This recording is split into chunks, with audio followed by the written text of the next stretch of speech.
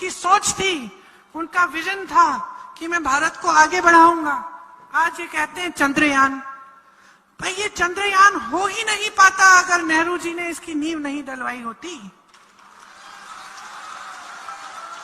अगर हमारे देश को मजबूत और सशक्त करने के लिए हमारे नेताओं ने एक विजन नहीं दिखाया होता, आईआईटी नहीं बनाई होती, आईआईएम नहीं बनाए होते, अगर हमारे नेताओं ने यह तय नहीं किया होता 80 के दशक में कि हम कंप्यूटर और टेक्नोलॉजी में हम मजबूत बनेंगे, क्योंकि हमारे यहाँ पढ़े लिखे लोग हैं जो इंग्लिश बोलते हैं, जो कि पूरी दुनिया में इतने नहीं है जितने हिंदुस्तान में। ने अपने पिता के मुंह से ये बातें सुनी हैं जब ये सब नहीं था।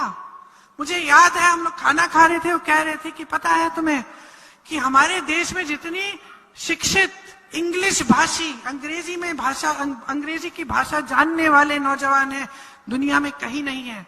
हम में इतनी ऊर्जा है, नौजवान ऊर्जा है। अगर हम यहाँ पे तकनीक को मजबूत बनाएंगे, अगर हम कंप्यूटर को आज के दिन लाएंगे तो देखना 20 साल बाद 30 साल बाद कितनी तरक्की होगी। 30 साल बाद मेरे पिता नहीं रहे, लेकिन मैं उनकी बातों को याद रखती हूँ।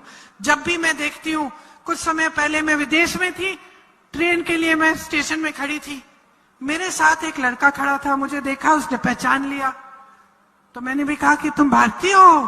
तो बड़ी खुशी से हम दोनों से एक दूसरे से मिले। हम दोनों दो ही भारतीय थे, उस पूरे स्टेशन में खड़े थे ट्रेन के इंतजार में। तो मैंने कहा भाई क्या करते हो? मुझे बताया मैं इस बड़ी कंपनी में काम करता हूँ, कंप्यूटर की कंपनी में। मुझे इतना गर्व हुआ।